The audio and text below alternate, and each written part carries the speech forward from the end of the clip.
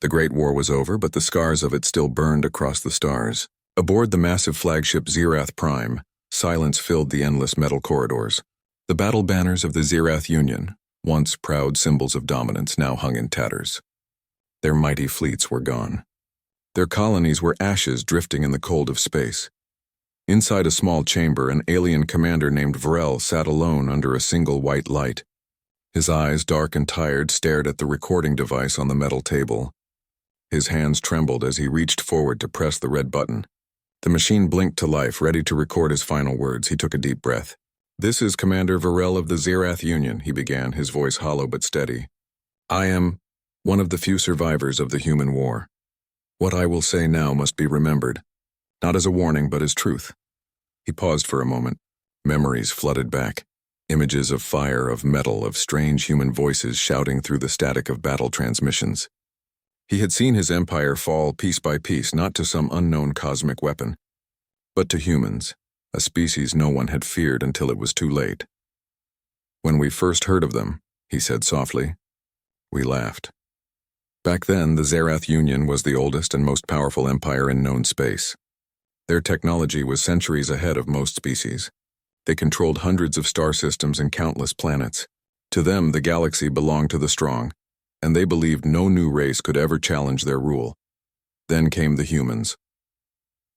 Reports arrived from the outer colonies, strange signals, mining outposts built by a species that had just discovered faster than light travel.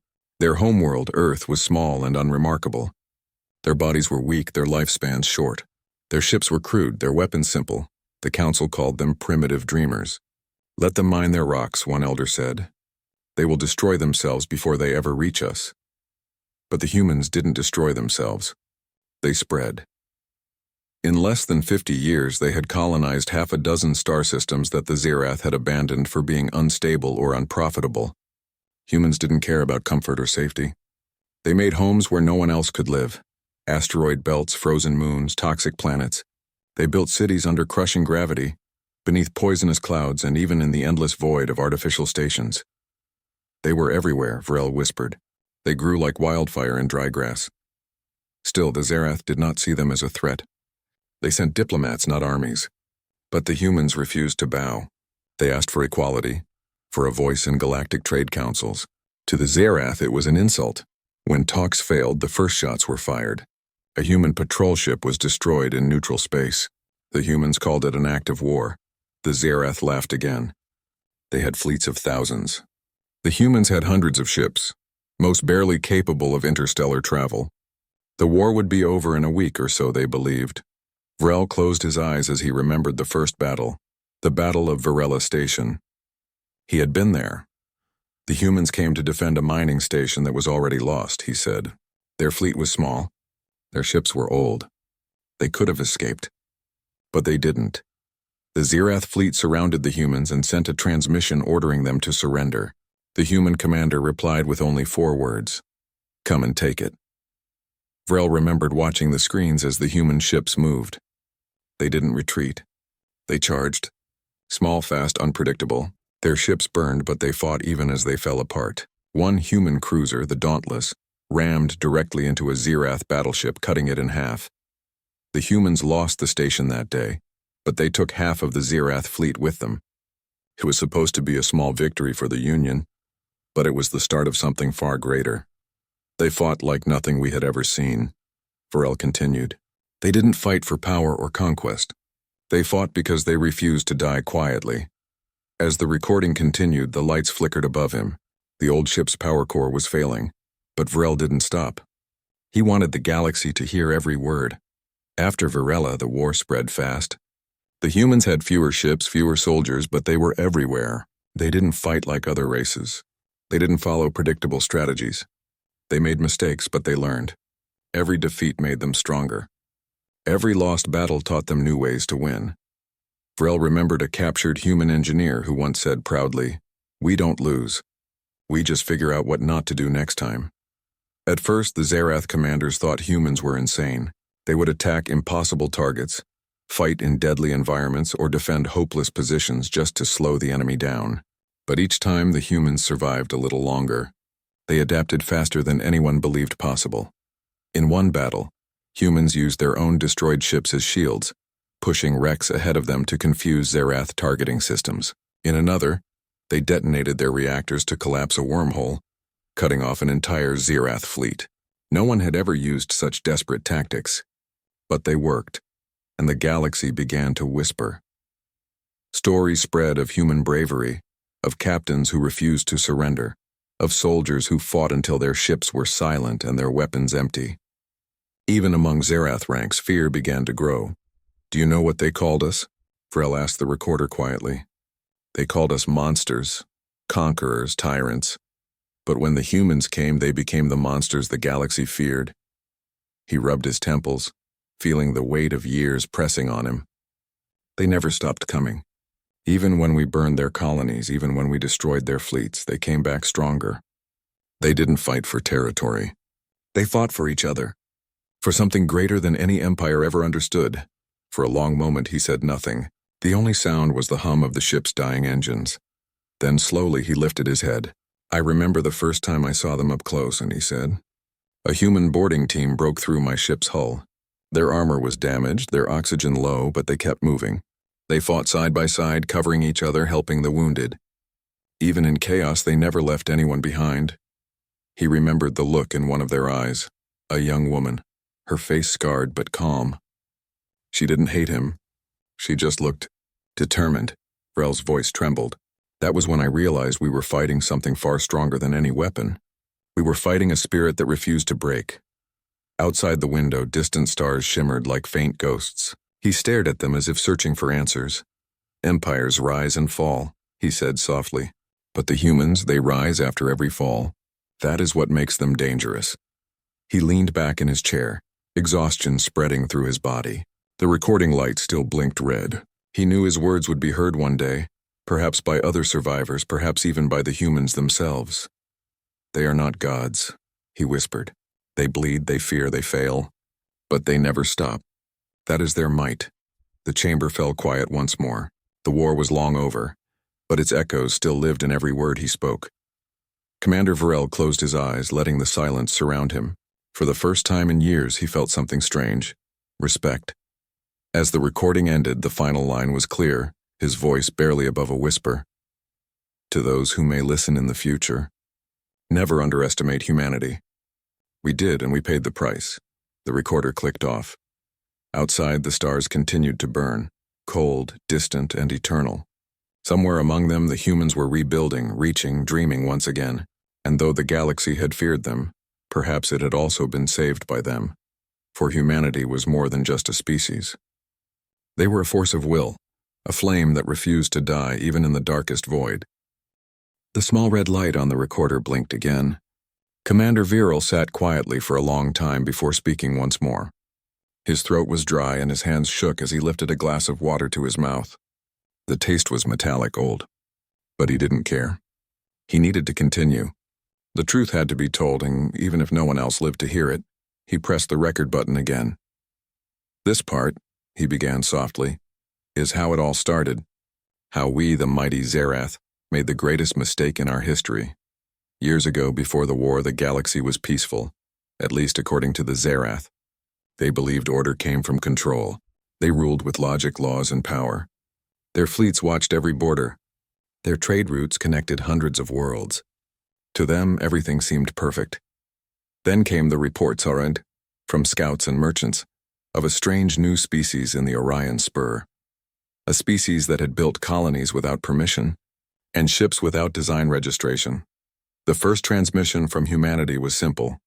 It said, "We come in peace, but we will not kneel." The Council of Elders laughed at it. No one had spoken to them like that in centuries. One counselor even joked, "Let them explore. Perhaps they'll find out how small they really are." Commander Vrel had been a young officer then, fresh from the academy. He remembered reading the first human report. It described them as unrefined, emotional, reckless, but innovative. A strange mix of chaos and brilliance. The Council decided to ignore them. But soon the humans began trading with smaller alien colonies near Zerath space. They offered machines that could work in dangerous conditions, medical technology adapted from their own experiments, and communication devices built from recycled materials. The smaller species loved them. Humanity brought energy, cooperation, and ideas, not control. They worked with others, not above them. It was something the Zerath didn't understand. And slowly, humanity began to change the balance of the galaxy. They were too curious, Vrel said into the recorder. They wanted to see everything, learn everything, help everyone. They didn't know when to stop. And we didn't know how to deal with that. When the Zerath finally tried to restrict human expansion, things went wrong. The first encounter happened near a gas giant called Relos 9. A small human mining fleet had entered Zerath territory by accident. Instead of leaving, they stayed to finish their work. The Zerath patrols warned them, but the humans didn't respond fast enough. A single shot was fired. Just a warning beam, but it struck a human freighter's fuel line. The explosion lit the sky for hours. Hundreds of humans died. The humans didn't respond with war right away. Instead, they sent diplomats. They asked for an apology, for a treaty, for peace. The Zerath refused. To them, apologizing to a new race was weakness. That was their second mistake. The first human retaliation came not from a government or a military, but from miners. Civilians who had lost family on Relos 9. They built makeshift ships, armed them with mining lasers and explosives, and attacked a Zerath outpost. The attack failed, but the message was clear. Humanity would not forgive easily. The council laughed again, Vrel said bitterly. They called the humans brave fools. But I saw something else. I saw what bravery looked like when it was pure, when it came from pain and love. Over the next few years, tension grew. The Zerath Union kept expanding, and the humans kept building colonies near their borders. Skirmishes broke out. Small battles at first, then larger ones. But every time, humans fought harder than expected. In one early battle, the Zerath dreadnought Enthar faced 5 human destroyers near a world called Erebus Station. The humans had weaker weapons, slower drives, and fewer defenses. Yet they refused to retreat. They formed a circle around the planet, protecting their colony until the last ship fell. When the Zerath troops landed on the colony, they expected chaos. Instead, they found civilians evacuating calmly. Every structure had been booby-trapped to prevent capture. The humans had destroyed their own technology rather than let it fall into enemy hands. They were different, Vrel said quietly. They didn't fear loss. They only feared surrender. The war had not yet been declared, but everyone knew it was coming. The Zerath wanted to show power. They began building massive fleets near human space. The humans began preparing too, but their preparation was strange. They didn't build more warships like the Zerath. They built alliances. They reached out to other smaller races the Zerath had ignored or mistreated. They promised protection, trade, and respect. One of those races, the Korlans, betrayed the Zerath and joined humanity. The reason was simple. The humans treated them as equals. For the first time, the mighty Zerath Union faced a threat it couldn't easily crush. An idea. The idea that unity was stronger than fear. They didn't spread their rule, Vrel whispered. They spread hope. But hope was dangerous to an empire built on control, so the Zerath High Command decided to end it. They approved Operation Cleansing Flame, a total destruction of all human colonies in the Outer Rim. Vrel remembered that day. He was there when the order came. His fleet was part of the operation. We thought it would be easy, he said with sadness.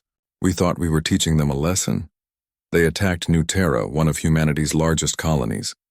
The humans were outnumbered 20-1, yet they didn't surrender. They hid their families underground, used the terrain to their advantage, and fought from every mountain, every cave, every skyport. Vrel remembered seeing human fighters diving straight into enemy fire, taking out ships much larger than theirs. The battle that was supposed to last hours lasted weeks. And when the Zerath finally destroyed New Terra's surface, they expected silence. But instead, they received one last transmission. A human voice, calm but steady, said, "We are not gone. We are everywhere." The message repeated across the galaxy. After that, Vrel continued, we knew peace was gone forever. He paused, his eyes distant. But still, even then, we didn't understand what they truly were.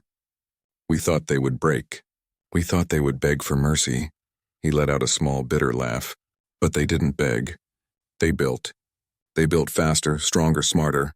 They turned wreckage into weapons. They learned from every defeat. Every colony we destroyed only made them fight harder. Reports from scouts showed human ships using experimental drives, adapting alien tech within months. They were unpredictable, sometimes reckless, sometimes terrifyingly clever. They changed battle strategies faster than the Zirath could respond. They were like a storm, Varel said softly, and we were standing in its path. One night, after a long silence, Varel looked out the viewport of his ship and saw the stars burning bright against the darkness. They seemed closer somehow, as if the humans were already there watching. Maybe that's why we feared them, he said. Not because of their weapons, but because we could see ourselves in them. Our ambition, our hunger, our dreams. But they had something we lost long ago. Compassion. The recorder's light flickered again as the ship's power began to fade. But Varel continued, his voice steady now. They offered peace many times. We refused everyone. We believed mercy was weakness. But the humans proved that mercy can be stronger than any fleet. He leaned forward, whispering his final words for that recording. They are not to be hated. They are to be respected. For they showed us what true strength means, not domination, but unity. The recorder clicked off with a soft sound. Varel sat there quietly, staring into the cold stars beyond the cracked glass of the viewport. His reflection stared back, a tired, defeated soldier who had seen too much. Outside, the stars shimmered, and somewhere among them, humanity was still moving forward, still reaching for the unknown. And the galaxy, for the first time in history, began to wonder. What would happen when humanity finally stopped surviving and started truly thriving? The lights inside the recording room dimmed, flickering like dying stars. Commander Varel leaned forward, pressing the record button again. His face looked older now, as if every word he spoke aged him further. His voice came out low, rough, but calm. This part, he began, is where everything changed. Where the humans stopped surviving and started fighting back. After the tragedy of New Terra, the galaxy believed humanity was finished. The Zerath Union had destroyed entire human colonies. Their fleets burned cities, silenced transmissions, and left worlds lifeless. Many thought the humans would finally surrender, but they didn't. Months passed and strange things began to happen. Zerath patrols disappeared without explanation. Small outposts went silent. Ships entered human-controlled zones and never returned. At first, the Council thought it was rebellion among their subjects. But Varel knew better. The humans were still there, rebuilding in the dark. He remembered the first major counterattack, the Battle of Gorgath Line. The Zerath had formed a blockade across a cluster of human-held systems, thinking they had trapped what was left of humanity's fleets. But the humans had planned something different. They came out of nowhere. Varel said softly, no warning, no signals. Just fire and silence. Human ships appeared using strange jump patterns, unpredictable, chaotic. Their fleets moved like hunters, striking from every direction. They didn't fight for territory. They fought to destroy everything the Zerath had built near their borders. In the first hour, the humans destroyed 7 cruisers and captured 2 command vessels. In the second hour, they disabled the communication relays, cutting off the Zerath command structure. They didn't fight like soldiers, Varel whispered. They fought like survivors who refused to die. The most shocking thing wasn't their weapons. It was how fast they had adapted. The humans used hybrid technology. Their ships mixed human steel with Zerath energy cores and alien thrusters from other species. They built everything from whatever they could find. They turned junk into weapons, Varel said, and every piece of it worked. The turning point came at Epsilon Reach, a massive battle near a dying star. The Zerath fleet had cornered a human task force led by the battleship Resolute. Varel had been part of the attack group. He remembered watching their scanners fill with hundreds of small ships. At first, he thought they were escape pods. But they weren't. They were drones. Thousands of them built from mining bots, satellites, and even wreckage. The humans had filled them with explosives and used the dying star's radiation to hide their signals. When the drones reached the Zerath line, they detonated. The entire sector lit up like a sun reborn. Half of the Zerath fleet vanished in seconds. The explosion blinded our sensors, Varel said, closing his eyes. When the light cleared, the Resolute was gone too. They had sacrificed themselves to take us with them. That was when the galaxy began to fear humanity. No one had ever seen such courage, or such determination. Humans fought knowing they might die, yet they smiled through their helmets. They didn't see death as defeat. They saw it as duty. Soon after Epsilon Reach, the humans began forming the Terran Defense Fleet, an alliance of survivors, engineers, and scientists. They rebuilt their worlds, united their colonies, and trained harder than ever. And something else began to happen. Other species started joining them. The Corlins, the Tellurians, even the quiet insectoid Drith joined their cause. The humans gave them hope, something the Zerath had never done. The galaxy had always feared us, Vrel said, but they followed the humans willingly. They called them the light from the ashes. Within a few short years, humanity's small fleet turned into a powerful force. They didn't build massive dreadnoughts like the Zerath. They built fast ships, flexible ships, ships designed by people who understood struggle, and they learned how to use fear, not cruelty, but strategy. They would leave enemy bases intact but empty, making the survivors wonder if the humans were still watching. They used silence as a weapon. Vrel remembered one specific battle, the Siege of Gorgath 9. It was supposed to be an easy victory for the Zerath. They had 10 fleets, while the humans had only 1. The Zerath surrounded the planet, cutting off all escape routes. But the humans had already set their plan in motion. They had mined the entire orbit with disguised reactors and decoy stations. When the Zerath fleets advanced, the humans triggered the gravity traps. The space around us folded, Vrel said quietly. Our ships collided, torn apart by forces we couldn't predict. Then came the human fleet, the small, fast, deadly.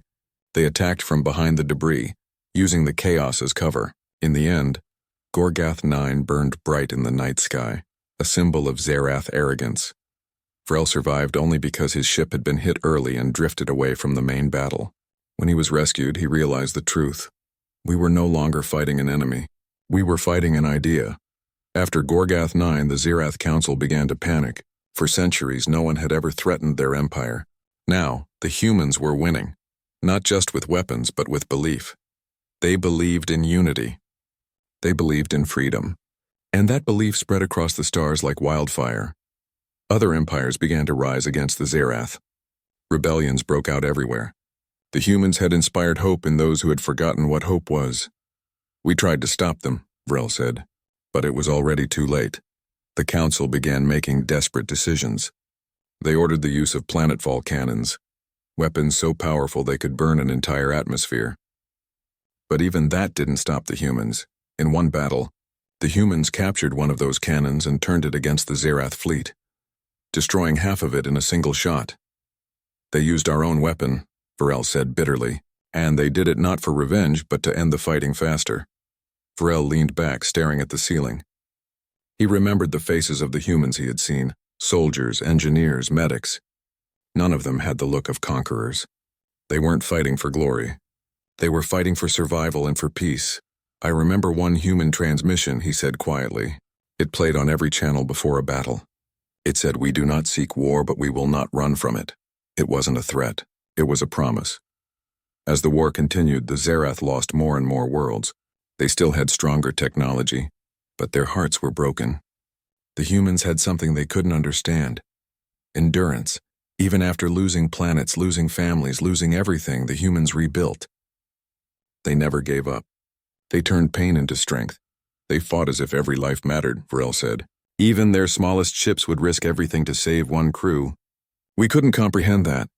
One night, Vrel's ship intercepted a human distress call from a damaged cruiser. The humans knew they were surrounded. Instead of surrendering, they set their ship on a collision course with the Zerath command vessel. Their final message said, "If we burn, you burn with us," and then silence. When the explosion cleared, both ships were gone. That day, Vrel said, the Council realized something they should have seen long ago. You cannot frighten a species that has already faced extinction and survived. As he ended his recording, Vrel's voice softened. We called them reckless, but they were brave. We called them foolish, but they were wise. They didn't fear loss because they had already lost everything once. They only feared becoming like us. He turned off the recorder and looked out through the window of the ruined ship. The stars were silent witnesses to all he had seen. Humanity's rage, he whispered, was not about hatred. It was about love. Love for their home, their people, their freedom. That is the kind of fire no empire can ever destroy. And with that, Commander Vrel closed his eyes for a moment. The memory of those battles still burned within him. Bright, painful, unforgettable. He had seen the rise of a species the galaxy once ignored, and he knew deep in his heart that no force in the universe could ever make them kneel again. The chamber was cold. Commander Varel leaned back in his chair, staring at the blinking red light on the recorder. Every word he spoke seemed heavier than the last. The galaxy had changed forever, and he had seen it all. "This is where empires fall," he began, "and where humanity proved that power is not measured by fleets but by will. After the siege of Gorgoth 9, the Zerath Empire began to crumble. Its borders were overextended, its fleets weakened, and its people terrified. What once seemed like invincible order now showed cracks, spreading like ice over a frozen sea." Vrel remembered the first report that shook the High Council. One of the outer colonies, Rathal Prime, had declared independence, not under a new empire but under human guidance. The humans had not conquered them. They had helped them rise. They built schools, repaired cities, trained the people, Varel said softly, and the colony chose to follow them, voluntarily. That was the beginning of the end. The humans did not conquer worlds with fear. They offered protection. They shared knowledge. They built alliances. Every world the Zerath tried to control was suddenly a candidate for rebellion. Vrel remembered the council meeting where they first realized the humans were unstoppable. They sat in their chairs. "Eyes wide," he said. They thought technology and soldiers could solve everything. But it couldn't. They were losing hearts, not just planets. And when hearts are lost, empires fall. The decisive blow came at Varellon Prime, a massive Zerath stronghold in the galactic core.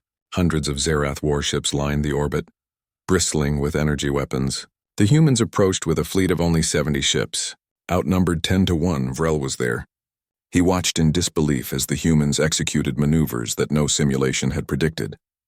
They split into groups, feinting retreats, hiding in asteroid fields using the sun's radiation to mask their energy signatures. They moved like shadows, Vrel said. Silent, fast, unstoppable. By the second hour, the Zerath fleet was in chaos. Their weapons misfired. Their communications jammed. The humans had predicted every move, adapted to every tactic. Even their few losses were part of the plan. In the end, the humans captured the entire stronghold, without destroying it. They freed the colonists, repaired the damage, and left a message on every transmitter. "We do not conquer. We end tyranny." It was a simple message, but the effect was extraordinary. Across the galaxy, occupied worlds heard it. And for the first time, many began to believe that the Zerath might not be undefeatable. Vrel remembered traveling through space, witnessing one colony after another rising against their masters. Zerath ships were attacked, sabotaged, and abandoned. The humans moved quietly, decisively, without unnecessary bloodshed. They were careful, Vrel said. They didn't kill needlessly. They only removed those who tried to stop them. It was not vengeance. It was justice. The Zerath Council became desperate. They ordered the activation of the Oblivion Array, a superweapon capable of vaporizing entire planets. Varel had seen it, a massive ring orbiting the homeworld of Zerath Prime, humming with deadly energy. But the humans anticipated it. They infiltrated the array with small squads of engineers and scientists from allied races. Within hours, the weapon was neutralized and turned off. Then the humans broadcasted a message to the entire galaxy. Destruction is not power. Unity is. The silence that followed was deafening. For the first time, no one spoke in the council chambers. They realized that their greatest weapon, the one meant to secure dominance forever, was now useless. Vrel remembered the final battle over Zerath Prime itself. The humans didn't attack blindly. They surrounded the planet, cutting off escape routes, but they did not fire. They waited, giving the Zerath time to surrender. Some fought. Many did not. Those who resisted were removed quietly, captured without unnecessary bloodshed, and when the humans landed, they walked not as conquerors but as liberators. They didn't shout or celebrate, Vrel said. They simply rebuilt, and rebuild they did. They repaired cities, restored food supplies, trained new leaders.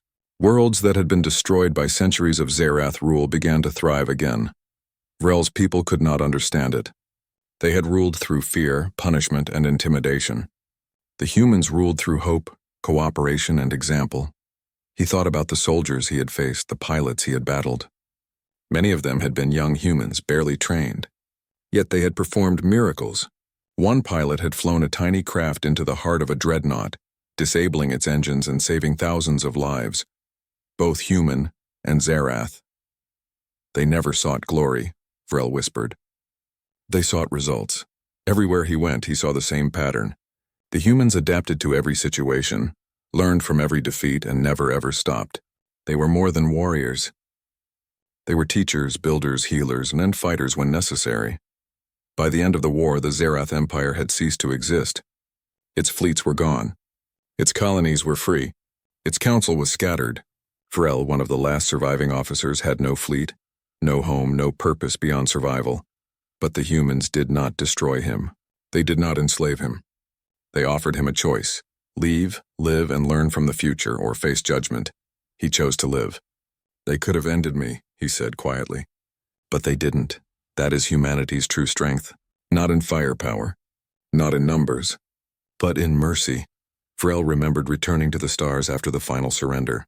Everywhere he looked, he saw humanity's work. Free colonies, thriving trade routes, and ships moving calmly across space, not as an army of conquest, but as a fleet of peace. They didn't want to rule, he said. They wanted to heal, and in healing they became stronger than any empire. The galaxy had changed forever.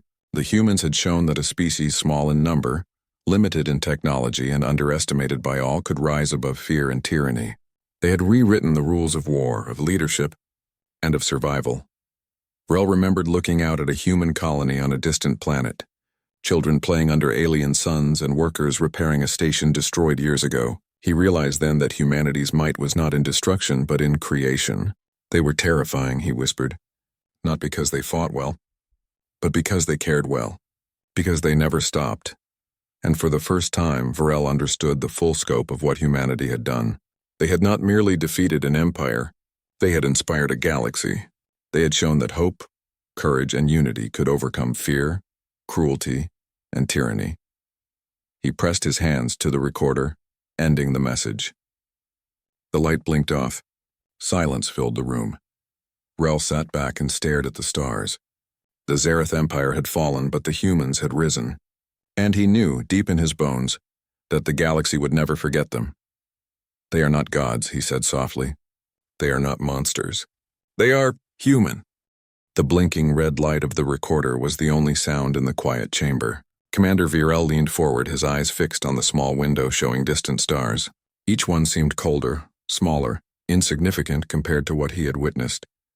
This, he said softly, is the last part of my testimony. This is what humanity left behind. Not destruction, but legacy. The Zerath Empire was no more. Its fleets were scattered, its colonies free, and its council disbanded. Many species feared the humans, but more than fear, they respected them. Humanity had proven that raw power could be matched and surpassed by willpower, courage, and unity. Vrel remembered his first encounter after the war ended. He was escorted to a human ship orbiting a distant neutral world. Soldiers walked calmly around him, but there was no aggression. Their eyes were curious, observing him, understanding him. They could have destroyed him, ended his life in seconds. Yet they had not. A young human officer approached him. She wore a simple uniform, clean and practical, with the Terran insignia on her chest. Her hair was tied back neatly, and her face held a calm expression that carried authority without arrogance. "Commander Vrel," she said softly, "you are free. The war is over. We do not seek vengeance. You may return to your people or join us in helping rebuild." Vrel blinked. He had expected hatred, punishment, or even humiliation, but here was something entirely alien to the Zerath: mercy. I do not understand," he stammered. The officer smiled faintly. "It is simple. We fight to protect, not to conquer. We are not enemies to the galaxy. We are allies. Those who resist us must be stopped. Those who surrender are welcomed." Vrel's scales prickled with an emotion he had almost forgotten: awe. Across the galaxy, humanity's influence spread quietly. They repaired ruined cities, rebuilt destroyed infrastructure, and helped species recover from decades of Zerath oppression. No world under human guidance was forced into submission. All were offered a choice: work together or live in peace, and the galaxy chose unity. Planets that had once feared human fleets now flourished under their guidance. Food shortages vanished, medical technology spread to every colony, and education became universal. Humans trained local leaders to govern wisely, teaching the importance of collaboration, fairness, and resilience. Vrel traveled to several worlds during this time. He witnessed humans mediating disputes between alien species, peacefully resolving conflicts that had lasted for centuries. They acted not as conquerors but as guardians, a concept the Zerath could barely comprehend. They didn't seek glory, Vrel said quietly. They sought balance. They sought life itself. But it was not mercy alone that defined humanity. Their strength remained unparalleled. Any who tried to threaten peace were met with swift, decisive action. Whole fleets that had once terrorized colonies were neutralized with surgical precision. Humans were never reckless. They were strategic, relentless, and brilliant. Vrel remembered the final campaign against the surviving Zerath fleets. Humans did not attack with rage. They carefully calculated every strike, disabling weapons, capturing ships, and ensuring that no unnecessary lives were lost. Even the fiercest commanders were brought down without cruelty. They could have destroyed us, Vrel whispered. But they chose to stop fighting when it was over. It was this balance of strength and compassion that left him in awe. One of the most unforgettable moments for Vrel was witnessing a human colony festival on a liberated world. Children laughed under the twin suns, running across fields that had once been battlefields. Human engineers worked alongside aliens, repairing ships, building schools, and sharing knowledge. Music and laughter echoed where once there had been screams and alarms. Humans were not heroes seeking praise. They simply did what needed to be done. And in doing so, they inspired everyone around them.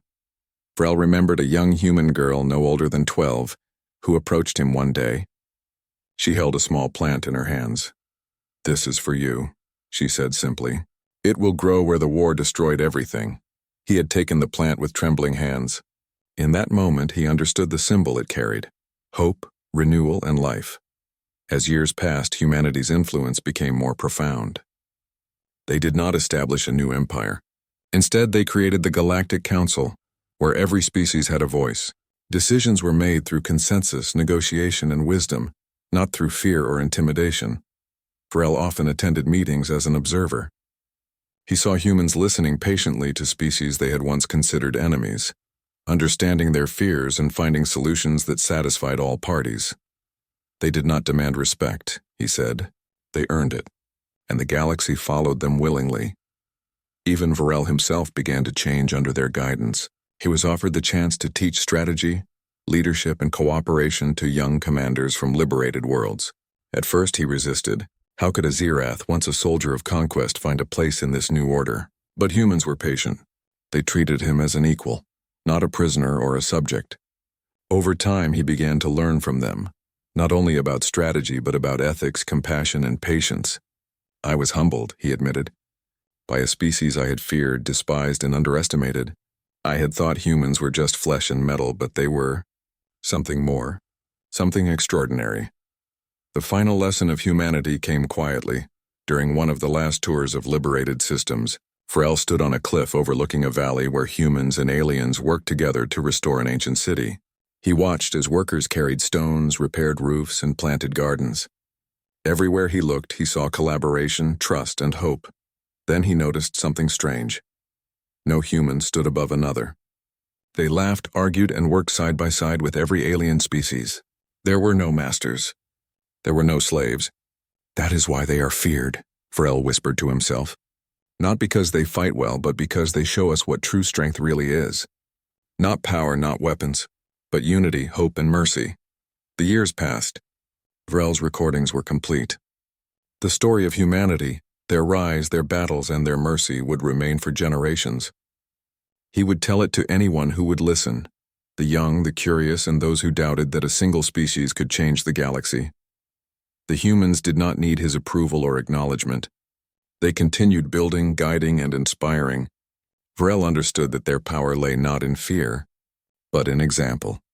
And as he prepared to leave the last human station he would ever visit, the young officer from years ago approached him again. "You have seen what we are," she said. "Will you take this knowledge back to your people?" Vrel nodded, feeling the weight of centuries on his shoulders. "I will," he said quietly. "And they will remember. They must remember. Humans are not gods," he added softly. "They are not invincible, but they are human." And that is the greatest power of all. As he boarded his transport and looked back one last time at the Terran Council headquarters, the emblem of humanity shone brightly against the stars, a symbol not of conquest, but of hope, courage, and perseverance. For Commander Virel, for all the survivors of the old empire, and for every species across the galaxy, one truth became clear: humanity would never be forgotten. They had faced annihilation. They had endured unimaginable losses, and yet they had risen above it all, shaping a future of unity and possibility. And for those who once feared them, the memory of humanity would remain not as terror, but as inspiration, the ultimate proof that courage, mercy, and willpower could change the stars themselves.